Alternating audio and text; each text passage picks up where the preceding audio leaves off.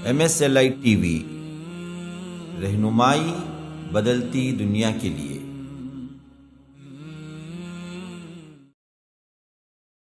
Practical नमूना बतलाने वाले जनाब मुहम्मदुर रसूलुल्लाह सल्लल्लाहु अलैहि वसल्लम है। लक़द मन्नल्लाहु अलल मुअमिनीन इज़ बअथ फ़ीहिम रसूलन मिनहुम, के अल्लाह ने बड़ा एहसान किया तुम पर कि जनाब मुहम्मदुर रसूलुल्लाह सल्लल्लाहु अलैहि वसल्लम को तुम्ही में से पैदा किए हैं, क्योंकि अल्लाह तबारक व तआला ने इसी इस्लाम के जरिए अस्हाब रसूलुल्लाह सल्लल्लाहु अलैहि वसल्लम की ऐसी काया पलट दी कि वो लोग जो बकरियां चराने के भी लायक नहीं थे, वो लोग जिनके पास तमद्दुन नहीं था, सियासत नहीं थी, ऐसे ऐसे कारनामे अंजाम दिए सिर्फ 30 साल के अंदर। फिर इसके बाद ना कोई गुरोह वजूद में आया, ना क़यामत तक आएगा। कैसर और किसरा के तख्ते उलट दिए, जिनको इन बदबख्शियों ने, अल्लाह ताला गारत करे इन बदबख्तों को, जिन्होंने खानदान नबवी से निकाल फेंका। वो है अल्लाह के रसूल सल्लल्लाहु अलैहि वसल्लम की बीबियां। अल्लाह से डरो। अल्लाह ने जब कहीं भी अहले बैत का जिक्र किया, कुरान में 3 जगह अहले बैत का लफ्ज आया है। अहले बैत का लफ्ज बीवी के लिए इस्तेमाल किया। अल्लाह सलाम भेजा है खदीजा पर, अल्लाह सलाम भेजा है आयशा पर, और अल्लाह के रसूल सल्लल्लाहु अलैहि वसल्लम ने फरमाया कि लोगों सुनो, किसी की चादर में मुझ पर वही नहीं आती सिवाय आयशा के। आयशा के साथ मैं एक चादर में रहूं तो भी अल्लाह की वही आती है, इतनी पाकबाज है आयशा। इन्नल हम्दुलिल्लाह नहमदुहु व नस्तईनुहु व नस्तगफिरुहु व नुमिनु बिही व नतवक्कलु अलैहि वनऊज़ु बिल्लाहि मिन शुरूरि अनफुसिना व मिन सय्यिआति अअमालिना मन यहदिहिल्लाहु फला मुज़िल्ल लहु व मन युज़लिल फला हादिय लहु व अशहदु अन ला इलाहा इल्लल्लाहु वहदहु ला शरीका लहु व अशहदु अन्न मुहम्मदन अब्दुहु व रसूलुहु अम्मा बअद फ़इन्न खैरल हदीस किताबुल्लाह व खैरल हदी हदी मुहम्मदिन सल्लल्लाहु अलैहि वसल्लम व शर्रल उमूरि मुहदसातुहा व कुल्ल मुहदसतिन बिदअह व कुल्ल बिदअतिन ज़लालह व फ़ी रिवायतिन व कुल्ल ज़लालतिन फ़िन्नार। फ़अऊज़ु बिल्लाहि अस्समीइल अलीम मिनश शैतानिर रजीम मिन हमज़िहि व नफ़्सिहि व नफ़्ख़िहि। बिस्मिल्लाहिर रहमानिर रहीम। इन्ना अअतैनाकल कौसर फ़सल्लि लिरब्बिका वन्हर इन्न शानिअक हुवल अबतर। व क़ाल तआला लक़द जाअकुम रसूलुम मिन अनफुसिकुम अज़ीज़ुन अलैहि मा अनित्तुम हरीसुन अलैकुम बिल मुअमिनीना रऊफ़ुर रहीम। व क़ाल अयज़न वमा अर्सलनाक इल्ला काफ़्फ़तन लिन्नासि बशीरन व नज़ीरा। व क़ाल तआला वमा अर्सलनाक इल्ला रहमतन लिल आलमीन। व क़ाल अयज़न या अय्युहन नबिय्यु इन्ना अर्सलनाक शाहिदन व मुबश्शिरन व नज़ीरा व दाइयन इलल्लाहि बिइज़्निहि व सिराजन मुनीरा। अल्लाहुम्मा अरिनल हक़्क़ हक़्क़न वरज़ुक़ना इत्तिबाअह व अरिनल बातिला बातिलन वरज़ुक़ना इज्तिनाबह। अल्लाहुम्मा अल्लिमना मा यनफ़अुना वन्फ़अना बिमा अल्लमतना वरज़ुक़ना इल्मा। रब्बि इश्रह ली सदरी व यस्सिर ली अमरी वहलुल उक़दतम मिन लिसानी यफ़क़हू क़ौली। उस अल्लाह के नाम से इब्तिदा जिसके नामों की कोई इंतहा ही नहीं। वलौ अन्ना मा फ़िल अर्ज़ि मिन शजरतिन अक़लाम वल बहरु यमुद्दुहु मिन बादिही सबअतु अबहुरिम मा नफ़िदत कलिमातुल्लाह। उस ज़ात अक़दस पर करोड़ों दरूद व सलाम हो जो तमाम जहानों के लिए रहमतुल लिल आलमीन बन के आए थे। अल्लाहुम्मा सल्लि अला मुहम्मद व अला आलि मुहम्मद कमा सल्लैता अला इब्राहीम व अला आलि इब्राहीम इन्नका हमीदुम मजीद। वबारिक अला मुहम्मद व अला आलि मुहम्मद कमा बारकत अला इब्राहीम व अला आलि इब्राहीम इन्नका हमीदुम मजीद। ब्रदरान इस्लाम, वाजिबुल एहतराम बुज़ुर्गों, दोस्तों, अज़ीज़ साथियों, अल्लाह तबारक व तआला ने इस इस्लाम को जनाब मुहम्मदुर रसूलुल्लाह सल्लल्लाहु अलैहि वसल्लम के ज़रिए असर नौ जिंदा किया, क्योंकि इस्लाम तो हज़रत आदम से चला आ रहा है। आदम भी मुस्लिम है, नूह भी मुस्लिम ही थे, इब्राहीम भी मुस्लिम ही थे, इस्माईल भी मुस्लिम ही थे, इसहाक भी मुस्लिम ही थे। सब अल्लाह तबारक व तआला के फर्मा बरदार थे। जब जब इस इस्लाम में बिगाड़ आया तब तब रसूलों को भेजा, और हर रसूल बहैसियत नबूवत और रिसालत के मुस्लिम ही थे। लेकिन इस इस्लाम की तकमील मुहम्मदुर रसूलुल्लाह सल्लल्लाहु अलैहि वसल्लम से फरमाई। तो जब बिगाड़ पूरी दुनिया में कुल्ली तौर पर हो गया, तो आखिरी रोशन चराग वदाइयन इलल्लाहि बिइज़्निही व सिराजम मुनीरन, चमकता हुआ सिराज किसे कहते हैं? रोशनी, सूरज। तो फरमाया कि ये सिराज को हमने जो भेजा ना, ये जनाब मुहम्मदुर रसूलुल्लाह सल्लल्लाहु अलैहि वसल्लम। तो तकमील दीन हनीफ के लिए जनाब मुहम्मदुर रसूलुल्लाह सल्लल्लाहु अलैहि वसल्लम को भेजा किताब के जरिए। फज़क्किर बिल क़ुरआनी मन यख़ाफ़ु वईद, के देखो आप तज़कीर कीजिए, याद दहानी कीजिए, नसीहत कीजिए इस कुरान के जरिए। जिसको कान है, जो बदलना चाहे, जो सुनना चाहे, जो सुधरना चाहे, उसको जरूर हिदायत मिलेगी। वतइयहा उज़ुनुम वाइया, हर एक के लिए इसमें नसीहत है, लेकिन जरूरत यह है कि कान लगा दे, इधर उधर की बातें सुनते हुए न सुने, या सुन सुन के सुनने का मामला ना हो, ना एक कान से सुन के एक कान से छोड़ देने का मामला हो। अगर वाक़ियतन इसको दिल लगा के सुनेगा तो उसके लिए तो सरापा हिदायत है। लक़द जाअकुम मिनल्लाहि नूरुन व किताबुम मुबीन, तुम्हारे पास अब नूर आ गया, खुली हुई किताब भी आ गई। यहदी बिहिल्लाहु मन इत्तबअ रिज़वाना, इसी के जरिए अल्लाह तबारक व तआला हिदायत देता है। जो कोई भी इत्तिबा करना चाहता है, अल्लाह की रिज़ा चाहता है, तो ये किताब नूर है, खुली हुई किताब है। और इस किताब को प्रैक्टिकल नमूना बतलाने वाले जनाब मुहम्मदुर रसूलुल्लाह सल्लल्लाहु अलैहि वसल्लम है। लक़द मन्नल्लाहु अलल मुअमिनीन इज़ बअथ फ़ीहिम रसूलन मिनहुम, के अल्लाह ने बड़ा एहसान किया तुम पर कि जनाब मुहम्मदुर रसूलुल्लाह सल्लल्लाहु अलैहि वसल्लम को तुम्ही में से पैदा किया। ये सबसे बड़ा गिफ्ट है। तो हमारे दीन की असल बुनियाद अल्लाह की किताब और मुहम्मदुर रसूलुल्लाह सल्लल्लाहु अलैहि वसल्लम का तरीका है। इन दोनों को असल इस्लाम कहते हैं। सिर्फ किताब की जरूरत होती तो अल्लाह रसूल को न भेजता, काबतुल्लाह पे किसी क्या है मौजूजे के जरिए किताब को उतार देता और गैबी आवाज आती कि ऐ अहले मक्का सुनो, अल्लाह की किताब काबतुल्लाह के छत पे है, उठा लो। और अरबी के सबसे माहिर तरीन अफराद थे, उठा के पढ़ लेते और इस्लाम समझ जाते। ना, ये नहीं किया। बज़रे वही अल्लाह तबारक व तआला जनाब मुहम्मदुर रसूलुल्लाह सल्लल्लाहु अलैहि वसल्लम को धीरे धीरे धीरे धीरे थोड़ा थोड़ा करके 23 साल में उतारा, और अल्लाह के रसूल सल्लल्लाहु अलैहि वसल्लम ने इसे जिंदगी मुबारका में अप्लाई करके दिखाया, फिर किताब बनी। मजमुई शक्ल की किताब वही उतरने के बाद बनती थी। जब वही उतर जाती, कातिबीन वही को अल्लाह के रसूल बुलाते, कहते कि देखो ये वही उतरी है, यहां लिखो, इस आयत के बाद लिखो, इस सूरत के बाद लिखो।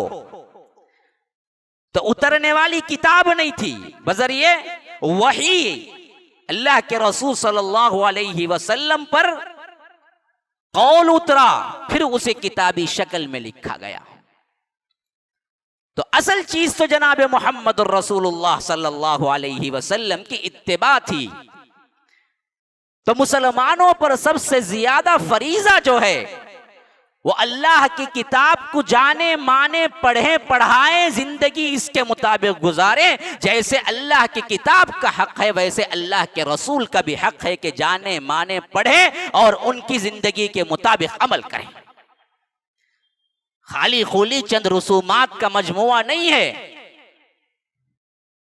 चंद चीजों के एतबार से क्या ईद मिलाद मना लिए, इसी तरह यौम बदर मना लिया, इसी तरह फतेह मक्का का दिन मना लिया, फला कर लिया, ये दरअसल रस्मन नहीं आई है।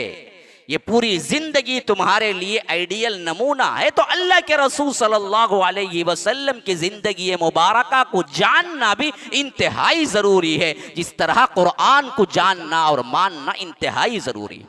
कलिमे के दो ही शिक है मेरे भाइयों, ला इलाहा इल्लल्लाह मुहम्मदुर रसूलुल्लाह। ला इलाहा इल्लल्लाह किताब अल कुरान किताबुल्लाह, यही तो ला इलाहा इल्लल्लाह मुहम्मदुर रसूलुल्लाह सीरत मुहम्मदी है। इसके अलावा कोई और शिक नहीं है। इस कलीमे को दो शिक में है और दो ही असल बुनियाद है, अल्लाह को मानो और उसके रसूल को मानो जैसे मानने का हक है। मानेंगे कब, सीखेंगे कब, पढ़ेंगे कब? जब आपको उससे तारुफ हो, उसकी जानकारी हो, तभी तो चलेगा ना बंदा। ना कुरान पता, ना अल्लाह के रसूल सल्लल्लाहु अलैहि वसल्लम की सीरत पता, तो फिर हमारी जिंदगियां ऐसी ही होंगी जैसे आज हमारी शुत्र बेमहार जिंदगी गुजर रही है और हम पर अल्लाह की फिटकार पड़ रही है। हालात क्या हो चुके हैं देखिए। हाँ, मजहब का खेज मामला हो चुका है इस्लाम के साथ। पूरी दुनिया खुली लेकिन जुमा बैंड, ये सब चीजें क्या हैं? हमारे करतूत हैं और हमको अच्छा लगता है मस्जिद बंद करने में। खुशी है, चलो भाई 3 दिन की छुट्टी, वीकेंड में 2 दिन होते हैं, अब तो वीकेंड 3 दिन का हो चुका है। चलो हफ्ता इतवार जुम्मा सब उठा लो। पूरी दुनिया खुली हुई है, हर जगह खुला हुआ है और हमको क्या है, सिर्फ मस्जिद में कोरोना नजर आता है। और हमारा ईमान इस हद तक गिर चुका है कि हम इस पे तकिया करके बैठे हुए हैं, चलो जी कोई मसला नहीं, जबान न खोलो बल्कि ताईद में खोलो। ये ईमान का तकाजा हो गया है हमारा।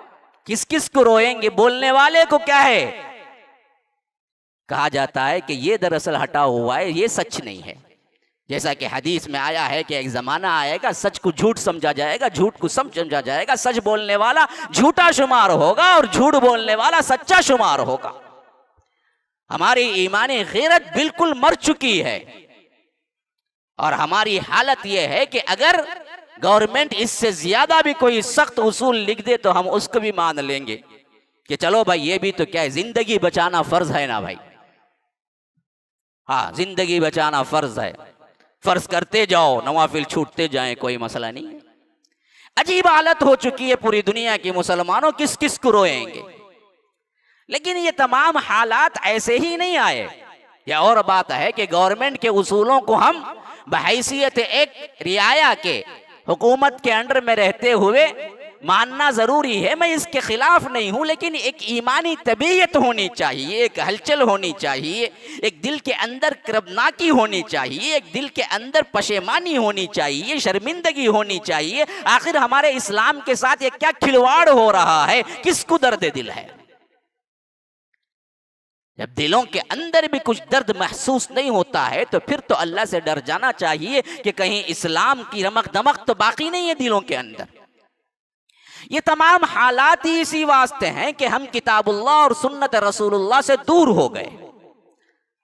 अगर हम वैसे ही अल्लाह और इसके रसूल को मानने वाले होते जैसे अस्हाब रसूलुल्लाह सल्लल्लाहु अलैहि वसल्लम थे, तो फिर दुनिया की हालत ये नहीं होती जो हम देख रहे हैं, क्योंकि अल्लाह तबारक व तआला ने इसी इस्लाम के जरिए अस्हाब रसूलुल्लाह सल्लल्लाहु अलैहि वसल्लम की ऐसी काया पलट दी कि वो लोग जो बकरियां चराने के भी लायक नहीं थे, वो लोग जिनके पास तमद्दुन नहीं था, सियासत नहीं थी, ऐसे ऐसे कारनामे अंजाम दिए सिर्फ 30 साल के अंदर। फिर इसके बाद ना कोई गुरोह वजूद में आया, ना क़यामत तक आएगा। कैसर और किसरा के तख्ते उलट दिए और दुनिया उनके पीछे ऐसे पड़ी कि कदमों में ढेर लग जाता था, लेकिन वो अल्लाह के बंदे लात मार के निकल जाते थे। भाई आने वालों की तो जगह दो, ये कहो कि ऊपर है खुला हुआ, ऊपर खुला हुआ है, जो लोग नीचे क्या है कंजेस्टेड बैठे हुए हैं वो ऊपर चले जाएं, ऊपर भी खुला हुआ है, जगह है वहां पर। और बितरतीब आप क्या है ऐसे बैठ जाएं जैसे सफ में बैठते हैं, तो कईयों को जगह आ जाएगी और किसी को भी फलांग के आने की जरूरत नहीं पड़ेगी। अल्लाह के लिए फलांग के आने की क्या है ये गलीज सिफत, ये बिल्कुल क्या है हकीर है। अल्लाह के रसूल नाराज होते थे। ये गर्दनों को फलांगना मजालिस में अच्छा नहीं है, खासकर जुमा की मजलिस में। जहां जगह मिले वहां बैठ जाओ, जगह ना मिले तो ऊपर चले जाओ, कोई मसला नहीं। तो बेहतर यह है कि हम अल्लाह के रसूल सल्लल्लाहु अलैहि वसल्लम की जिस जिंदगी मुबारका को आइडियल नमूना करार दिया उसको पढ़ें, समझें, सीखें और उस पर अमल करें, तो हमारे हालात तब्दील हो जाएं। जैसे हालात अरब के उस दौर में बद्दू लोगों के तब्दील हो गए ना जी। हाँ, वो लोग जो किसी यूनिवर्सिटी में नहीं पढ़े थे, लेकिन ऐसी खिलाफत की कि आज तक उनकी खिलाफत को सिर्फ मुस्लिम ही नहीं है, गैर मुस्लिम भी महसूस कर रहे हैं कि आज दुनिया की नजात अगर किसी में है तो वो अबू बकर और उमर जैसी खिलाफत में है। हाँ, ये बात होनी चाहिए। अल्लाह के रसूल सल्लल्लाहु अलैहि वसल्लम, आप हैरान रह जाएंगे, उनकी सीरत मुबारका लिखने वालों में सिर्फ और सिर्फ मुसलमान नहीं है, बल्कि हर मजहब के मानने वालों ने अल्लाह के रसूल पर कलम उठाया और लिखा सल्लल्लाहु अलैहि वसल्लम। बल्कि बाजों ने तो बरकत के लिए लिखा और बाजों ने तो इत्तेखाद में लिखा और साफ लिखा कि हम इनकी शख्सियत पर इस वास्ते लिखा कि ये सबसे बेहतरीन इंसान थे, ये ऐसे इंसान थे जिनकी जिंदगी में उनकी बायोग्राफी लिखना मेरे लिए सआदत है। ये मुस्लिम नहीं है, गैर मुस्लिम ने लिखा, हजारों ने लिखा। अभी मैं एक किताब पढ़ रहा था, हमने क्यों इस्लाम का इंतखाब किया। तकरीबन क्या है 500 से ज्यादा अफराद अपनी आप बीती लिखे हैं, अपनी जिंदगी लिखे हैं।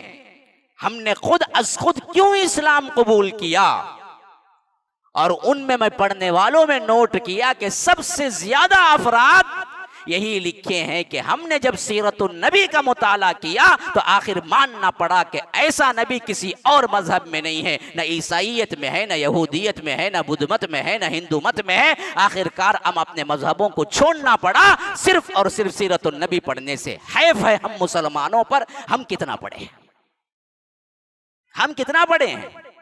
उन्होंने किताबें छान डाली और किताबें पढ़ के उसमें से तज्जिया करके हिदायत पर आए कि फला वक्त में मोहम्मद रसूलुल्लाह ने जो फैसला किया, ये फैसला मुझे बहुत पसंद आया, इस वास्ते मैं इस्लाम कबूल करता हूं। हाँ, बड़े बड़े लोगों ने, गैर मुस्लिम हजरात ने सबसे ज्यादा सीरतुन नबी का मुताला किया है, और इसमें लिखने वालों ने, बहुत से गैर मुस्लिम ने इस हद तक लिखा कि गोया कि उन्होंने अपने एतबार से एक हक अदा कर दिया। दी 100 की किताब मशहूर तरीन है माइकल हार्ट की, जिसने तारीख के सबसे पावरफुल इंसान 100 अफराद की किताब लिखी, तो उसमें सबसे पहला नंबर मोहम्मद रसूलुल्लाह सल्लल्लाहु अलैहि वसल्लम को दिया था ईसाई, और हजरत ईसा को तीसरा नंबर दिया। पूछने पर बताया कि ये एक वाहिद इंसान है, ये वाहिद शख्सियत है जिन्होंने दीन और दुनिया के हर मामले में बिल्कुल मुमताज नजर आते हैं। इस तरह कामिल शख्सियत किसी और की नहीं थी। मैंने हजारों लोगों की जिंदगियां पढ़ डाली, आखिर में फैसला यही किया कि अव्वल नंबर पे जनाब मोहम्मद रसूलुल्लाह सल्लल्लाहु अलैहि वसल्लम को रखा जाए। हमने कितना पढ़ा, हम क्यों नहीं तिलावत करते, हम क्यों नहीं मुताला करते सीरत का, हम क्यों नहीं जानते अल्लाह के रसूल सल्लल्लाहु अलैहि वसल्लम को। उनकी जिंदगी को, उनके खानदान को। तारुफ वहीं से शुरू होता है ना जी। आपका खानदान कबीला क्या है, आप कहां से हैं, आपके भाई बहन कौन है, माँ बाप कौन है, बताइए। हमारे पास कितनी वाकिफियत है अल्लाह के रसूल सल्लल्लाहु अलैहि वसल्लम के खानदान की। अल्लाह के रसूल सल्लल्लाहु अलैहि वसल्लम के कितने बेटे हैं, कितनी बेटियां हैं, कितनी बीवियां हैं। अल्लाह के रसूल सल्लल्लाहु अलैहि वसल्लम ने किन किन से दूध पिया, कितनी माएँ हैं, रवाई माएँ कहाँ है हमको मालूम। कहाँ पढ़ते हैं हम, कहाँ हम उसके लिए तगदो करते हैं, कहाँ सीरत का मुताला करते हैं।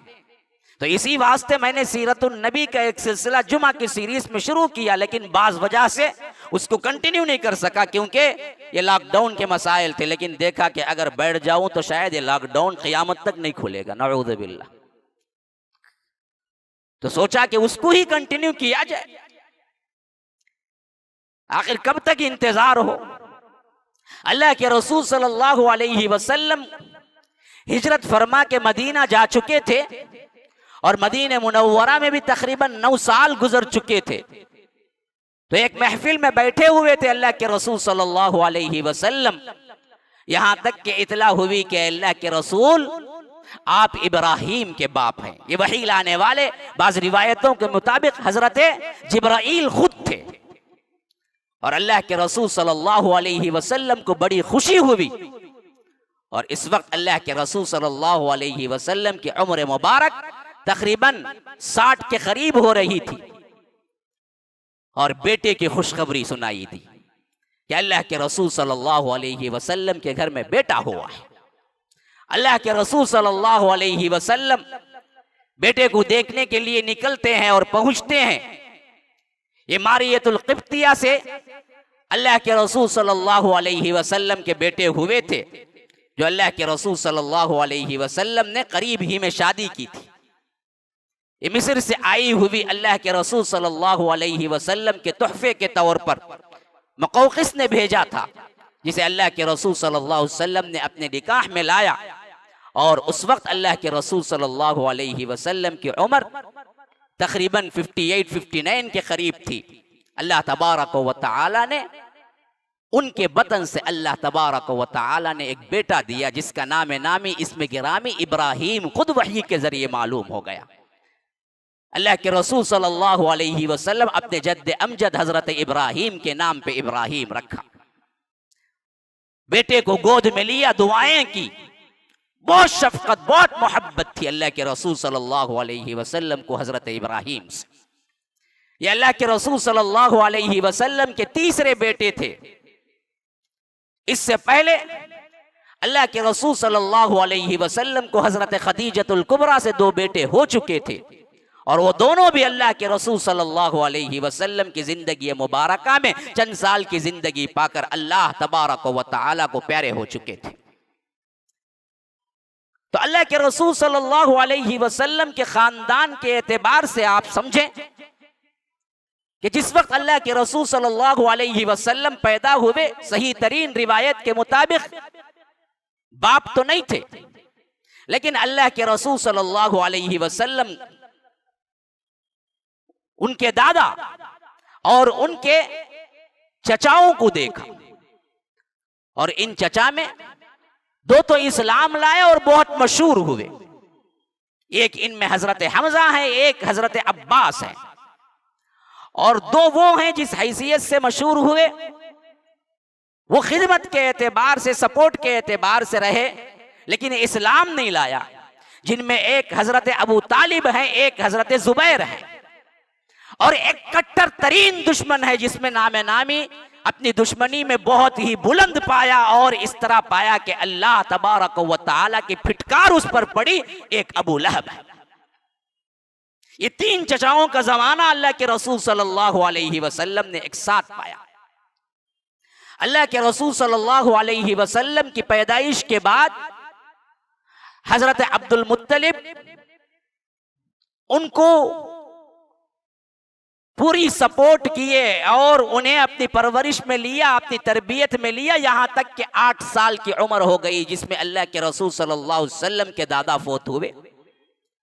फोत होते वक्त जिम्मेदारी की हैसियत से अपने ही बेटे जो अब्दुमनाफ कहला, अबू तालिब का असल नाम अब्दुमनाफ है, तालिब उनके बेटे हैं जिसके नाम पर अबू तालिब कुनियत पड़ी। तो अबू तालिब को बुलाकर कहा कि तुम दरअसल हमेशा इस बच्चे की निगरानी करना, परवरिश में तुम ले लेना, लेकिन पूरे खानदान का जो सरबराह मुंतखब होता है बनी हाशिम का, उस हैसियत से जैसे अब्दुल मुत्तलिब थे वैसे अबू तालिब नहीं बने, बल्कि इनके बड़े भाई जो थे जुबैर, उनकी सरगर्दगी में पूरा खानदान रहा। अल्लाह के रसूल सल्लल्लाहु अलैहि वसल्लम की उम्र तकरीबन 14-15 साल थी। जंग फिजार का जो मरहला पेश आया, जो काबे के अंदर लड़ी गई, उस वक्त बड़े चचा जिनके लिए अल्लाह के रसूल सल्लल्लाहु अलैहि वसल्लम ने ये जंग में भी शिरकत की और तीर उठा के दिया करते थे, उस वक्त पूरे खानदान का सरबरा हजरत जुबैर ही थे जो तकरीबन 14-15 साल की उम्र थी, अल्लाह के रसूल की वफात पा गए। तो फिर इसके बाद अबू तालिब का जमाना आया। फिर उसके बाद वो 53 साल तक निगरानी करते रहे, परवरिश में, निगहदानिश में अपना हिस्सा करते रहे। ये 3 चचाओं के अंडर में अल्लाह के रसूल सल्लल्लाहु अलैहि वसल्लम की अपनी जिंदगी हुई।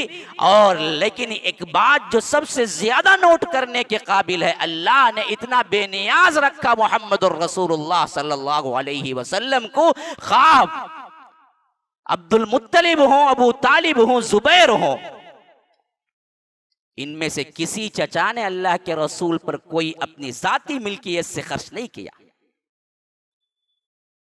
क्योंकि अब्दुल्लाह जो अल्लाह के रसूल सल्लल्लाहु अलैहि वसल्लम के अब्बा थे, उन्होंने मीरास छोड़ के गए थे। उनका तरका अपना था, उनका अपना घर था, लौंडी थी, जायदाद थी, सामान था। किसी ने अपना एक भाई मोहम्मदुर रसूलुल्लाह सल्लल्लाहु अलैहि वसल्लम पर खर्च नहीं किया, किसी चचा ने। अल्लाह के रसूल सल्लल्लाहु अलैहि वसल्लम के बाप ने जो तरका छोड़ा था, उसी तरके से परवरिश हुई। अल्लाह ने बेनियाज रखा, किसी चचा ने कुछ नहीं दिया, हाँ निगहदानिश की, लेकिन पैसा जो उनका अपना था अब्दुल्लाह ने जो छोड़ के गए थे, जो अल्लाह के रसूल के वालिद हैं। इसी वास्ते हम देखते हैं कि पैसे के एतबार से उल्टा अल्लाह के रसूल सल्लल्लाहु अलैहि वसल्लम ने जिनकी तरबियत में रहे, उनके बच्चों को लेकर खुद पाला, जिनमें से एक हजरत अली इब्न अबू तालिब है। ये अबू तालिब के बेटे हैं, लेकिन अबू तालिब कसीरुल अयाल थे, ज्यादा औलाद थी, तंगदस्ती थी।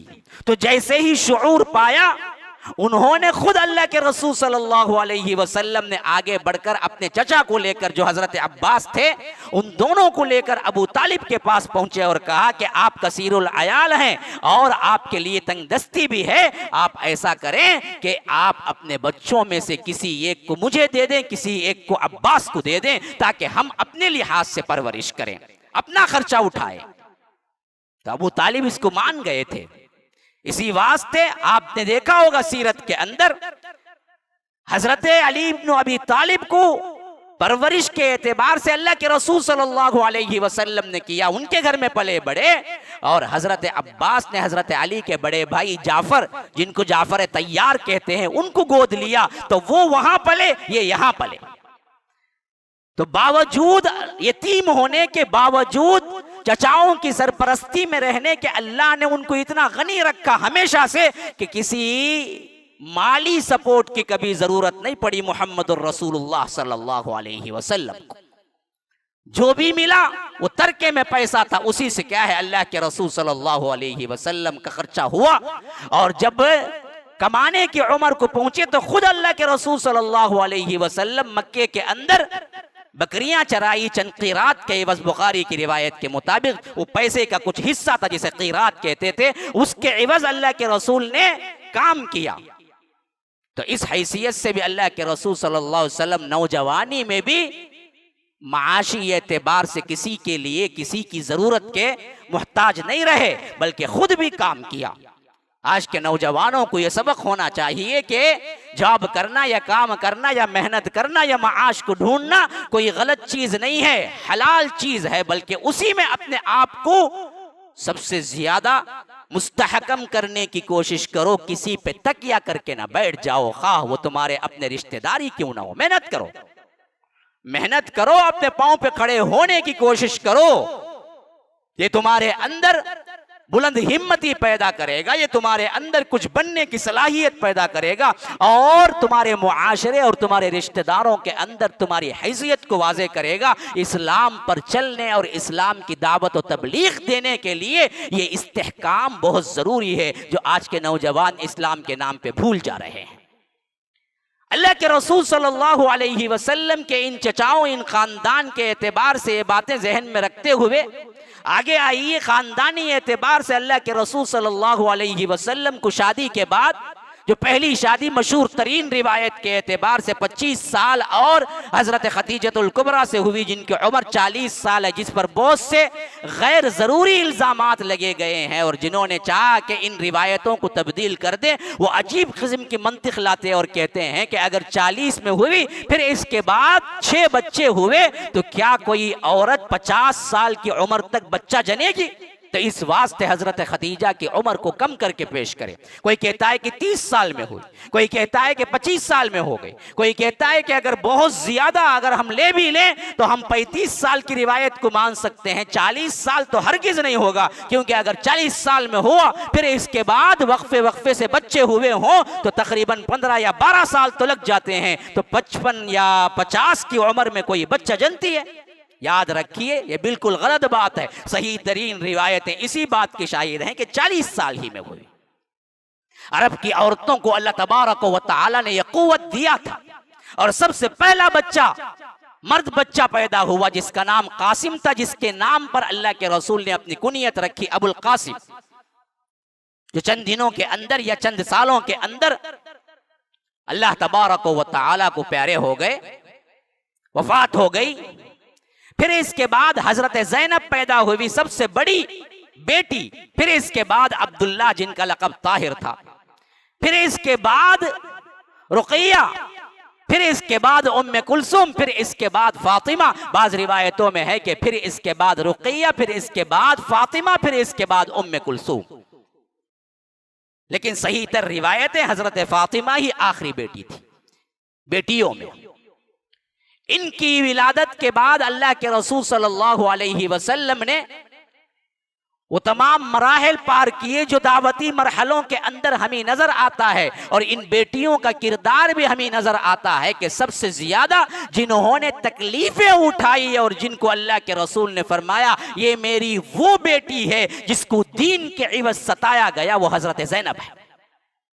हाँ, हजरत फातिमा का अपना बड़ा हिस्सा है, लेकिन इस मामले में हमारे साथ कुछ बेइंसाफी हुई कि हमने सिर्फ हजरत फातिमा के नाम को याद रखा, वरना तो हदीस के अल्फाज हैं कि हजरत ज़ैनब मेरी वो बेटी हैं जो इस्लाम के खातिर, बावजूद ये कि वो अल्लाह के रसूल की बेटी हैं, लेकिन बड़ी बड़ी मुसीबतें उठाई। उनमें से एक मर्तबा सवारी से गिर पड़ी, एक मर्तबा हमल जाता रहा उनका। इतनी बड़ी बड़ी मुसीबतें हजरत ज़ैनब के हिस्से में आई, जो अल्लाह के रसूल सल्लल्लाहु अलैहि वसल्लम की सबसे बड़ी बेटी हैं। अल्लाह के रसूल सल्लल्लाहु अलैहि वसल्लम के अपने बेटे और बेटियों के अलावा सबसे अहम तरीन खानदान का हिस्सा कौन है पता है? जिनको इन बदबख्शियों ने, अल्लाह ताला गारत करे इन बदबख्तों को, जिन्होंने खानदान नबवी से निकाल फेंका, वो है अल्लाह के रसूल सल्लल्लाहु अलैहि वसल्लम की बीबियां। इन बदबख्तों ने सबको निकाल फेंका और कहा कि अहले बैत कौन है? फातिमा, हसन, हुसैन। बदबख्तों, अल्लाह से डरो। अल्लाह ने जब कहीं भी अहले बैत का जिक्र किया, कुरान में 3 जगह अहले बैत का लफ्ज आया है। अहले बैत का लफ्ज बीवी के लिए इस्तेमाल किया।